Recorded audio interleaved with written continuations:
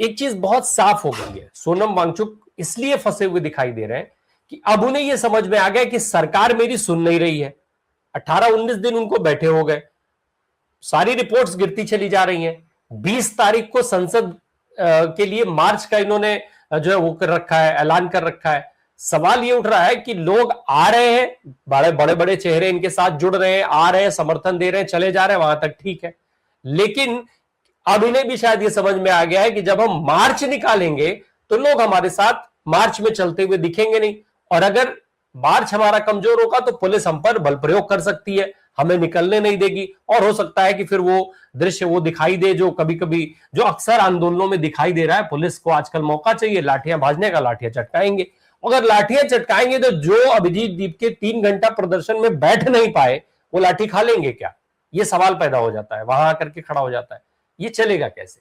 आप राहुल गांधी को गाली भी देंगे, अखिलेश यादव को गाली भी देंगे, कोई पॉलिटिकल आदमी चाहिए भी नहीं, और जब आप घिरते हुए दिख रहे हैं तो आपको इन सारे लोगों की जरूरत महसूस हो रही है।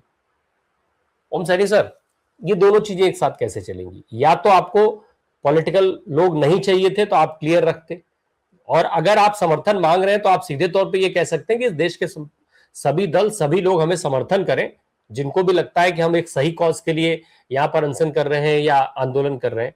आप ये कैसे कह सकते हैं किसी नेता को कि वो जिस नेता को आप पहले कह रहे थे चाहिए नहीं, उसी को अब आप ये कह रहे हैं कि देश देख रहा है, देखिए जनता सिखा देगी।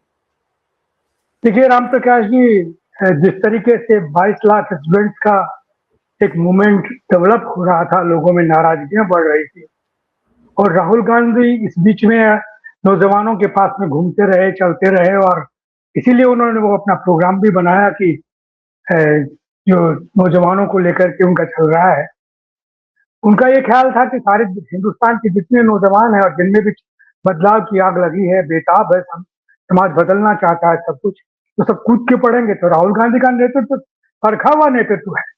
आपने जो आदमी मुल्क में 4000 किलोमीटर पैदल चलता है, हर तबके से मिलता है, हर तबके की तकलीफ है उसको समझने की चेष्टा करता है, जानता है, जिसने इस चुनाव आयोग के सारे प्रपंच को एक्सपोज करके रख दिया, जिसने विपक्ष को, इंडिया गठबंधन को वापस एक जगह एकजुट करने का प्रयास किया और उसमें काफी सफल भी रहा। उस आदमी के बारे में आप इस तरह के शब्द अगर इस्तेमाल करते हैं, जिनके जैसे वो कर रहे हैं वांगचुक या जिनके, तो वो समझ में नहीं आता है। वो वहां से बैठ के एक टेक्नोलॉजी का बड़ा शानदार तरीके से इस्तेमाल किया और लोगों के बीच में भेजा, और लोगों का वो बड़ा स्वाभाविक रिप्लाई था, बड़ा स्वाभाविक उस तरीके से नाराजगी प्रकट करने का तरीका था। लेकिन गोलबंद करना, उनको लड़ाई के मैदान में लाना, ये अलग बात है। इस अलग बात को निमके तो समझे नहीं, और वो तो समझ गए, लेकिन जो सत्ताधारी दल है उसके ठीक से समझ में आ गया कि हाँ, इनको परमिट कीजिए, आप जंतर मंतर पे बैठने के लिए थाने से इनको वो सब दीजिए, सारा सब कुछ ऐसा लगे कि हाँ, क्या कितनी डेमोक्रेटिक गवर्नमेंट है, कहते ही कोई प्रॉब्लम पैदा नहीं कर रही। जो लोग बदलाव की बात करते हैं उनको सब जगह मिली हुई है, ये तो ऐसा मैसेज जाना चाहिए। लेकिन ये चाल अगर आप नहीं समझ सकते तो आप काहे के तो प्रवक्ता है, काहे के आप लीडर है, आपको लोगों के समूह कुछ पता नहीं है।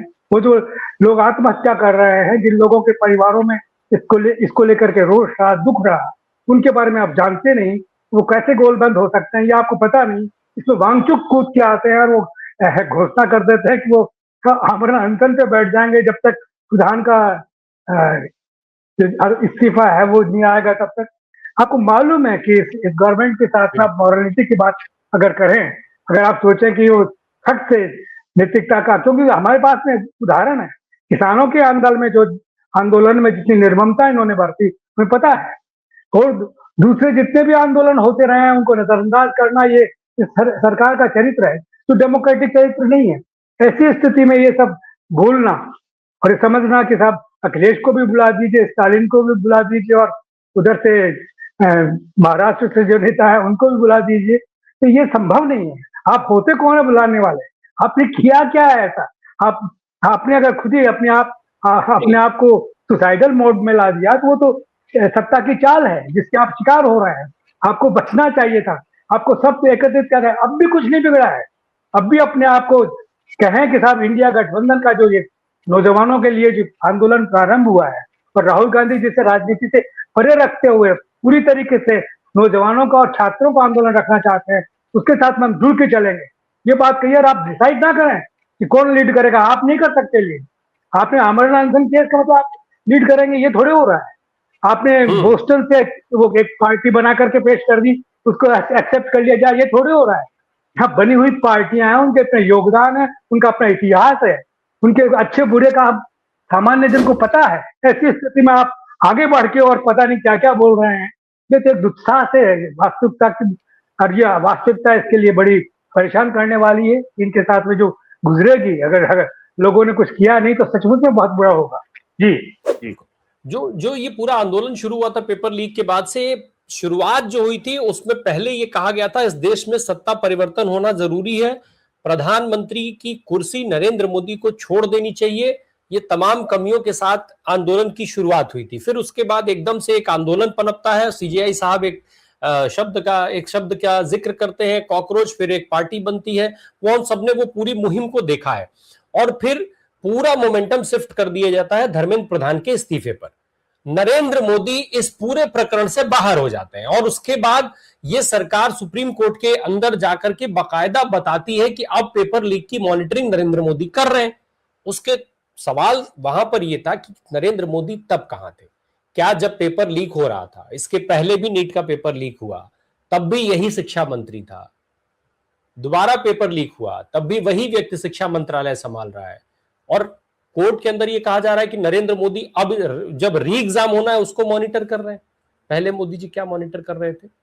आखिर उसके पहले क्या कर रहे थे? कहा तो यही जाता है इस देश में सारे काम नरेंद्र मोदी जी करते हैं, 24-24 घंटा, 18-18 घंटे, कितने कितने घंटे काम करते हैं भगवान जाने। 24 घंटे में किसी दिन ये ना क्लेम होने लगे कि वो 24 घंटे में 28 घंटे 30 घंटे काम कर देते हैं, तो अब ये भी हो सकता है इस देश में संभव। ओम सर, ये आंदोलन पूरी तरीके से उस मुहिम को डिरेल करता हुआ ही अब दिखाई दे रहा है जिसकी शुरुआत एनएसयूआई ने की थी। लगातार राहुल गांधी की एंट्री भी बल्कि बाद में होती है। राहुल गांधी आज छात्रों से सीधे संवाद कर रहे हैं, छात्रों के बीच में जा रहे हैं, लेकिन सड़क पर सबसे पहले एनएसयूआई उतरी थी इस पूरे प्रकरण को लेकर के, और वो सीधे तौर पर इस पूरे सरकार पर सवाल उठा रहे थे, प्रधानमंत्री नरेंद्र मोदी पर सवाल उठा रहे थे, उनकी कार्यशैली पर सवाल उठा रहे थे। डिरेल कर दिया गया उसको। देखिए, सीमित विकल्प से तो कोई कुछ मिलने वाला है नहीं। लोगों के सामने बताना पड़ेगा कि ये जो कुछ हो रहा है इनको जब तक आप हटाएंगे नहीं, और हम जो बोल रहे हैं नौजवानों के बारे में, छात्रों के बारे में, किसानों के बारे में, सरकार बदलने के बारे में, वो बहुत महत्वपूर्ण है। ये तो एक छोटा सा टुकड़ा है जिसको हमने आपके सामने पेश कर दिया। 22 लाख लोगों का एक साथ जो हाल हुआ है उसको लेकर के ये सब नाराजगी का सिलसिला रहा। लेकिन छात्र जो जिस तरीके से सारे सिस्टम को बदलने की बात करते रहे हैं, सारी जो कुछ गड़बड़ हो रही है, चुनाव आयोग जो कुछ कर रहा है, सेंट्रल एजेंसी जो कुछ कर रहे हैं, उन सबके खिलाफ जब आवाज उठाने की बात होती है तो पॉलिटिकल भी होगी। वो ये हो नहीं सकता कि साहब राजनीति से परे रह करके हम काम करें। कैसे करेंगे? जिस विचारधारा से आप जुड़े हुए हैं, जो भारत के संविधान को सम्मान देती है, जिस भारत के संविधान के साथ में चलना चाहती है, और जो सारी समस्याओं का हल उसके फंडामेंटल राइट्स में, प्रियम्बल में और वेलफेयर स्टेट बनाने डायरेक्टिव प्रिंसिपल्स में जड़ी हुई है, उन सब की बात नहीं करेंगे। और ये राजनीति हो जाएगी अगर इनकी बात करेंगे। ये बहुत बेहुदा तर्क है, इसको रिजेक्ट किया जाना चाहिए और सीमित नहीं करना चाहिए। बात बहुत बड़ी है, और नौजवान कर रहा है, छात्र अगर कर रहा है, पढ़ा लिखा तबका कर रहा है, जो सामान्य जन में बात पहुंचाना चाहता है, तो उसका सम्मान किया जाना चाहिए। तो वही हुआ कि छात्रों की गूंज, जो मैं बार बार कहता हूँ, लोगों को बड़ा आश्चर्य होता है कि मैं राहुल गांधी की तारीफ क्यों करता हूँ। मैं इसलिए करता हूँ कि राहुल गांधी ने सीखा है, बहुत तरकीब से सीखा है, बाहर जाके सीखा है, लोगों से सुन के सीखा है, उनके काम के तरीकों को जान करके सीखा है, और सीखने के बाद में लगा कि इन सब की को घनीभूत किया जाना चाहिए। और आप जो कुछ चाहते हैं वो सब कुछ अपने आप होगा, स्वयं लोग जुड़ेंगे आपके। ये नहीं कहना पड़ेगा कि अखिलेश जी जाकर के और कॉकरोच पार्टी पे बोले, या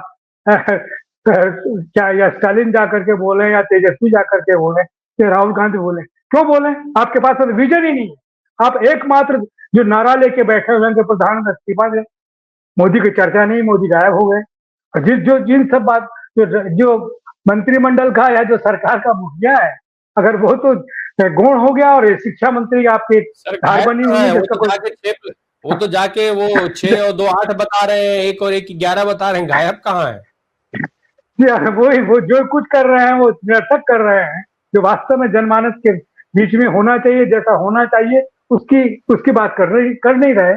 और ये जो मैं इसलिए कहता हूँ, मुझे लगता है कि जिस तरीके से एक जमाने में अमेरिका की पॉलिसी थी कि नव आजाद मुल्कों में जो डेमोक्रेटिक मूवमेंट चल रहे हैं और उस पर जो डेमोक्रेसी का विस्तार हो रहा है, उनको उस तरीके से नहीं होने देना है, उनको उस तरीके से होने देना है जो अमेरिका परस्तों सीटों नाटो को समर्थन देता हो। उस वक्त की बात बता रहा हूँ, चिली में जैसे हुआ, और हमारी यूनिवर्सिटीज में ऐसे प्राप्त कर रहे हैं, हमारे कॉलेजेस में ऐसे प्राप्त कर रहे हैं जिनको अमेरिका भागते थे और जिनको बाद में पता लगा कि CIA के क्या है, क्या रिश्ता है इनका।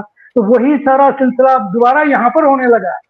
ये जो कर रहे हैं ये बड़ा खतरनाक तरीका है, तो इनके बारे में कुछ कहना बहुत मुश्किल लग रहा है। शाही जी बहुत ठीक बोलते हैं, वो जो कह रहे थे वो सच है कि ये अलमुनी अगर वहां पर बने हुए हैं तो देखिए, जांचिए, परखिए, बोलिए, क्यों चुप रहते हैं, पता कीजिए।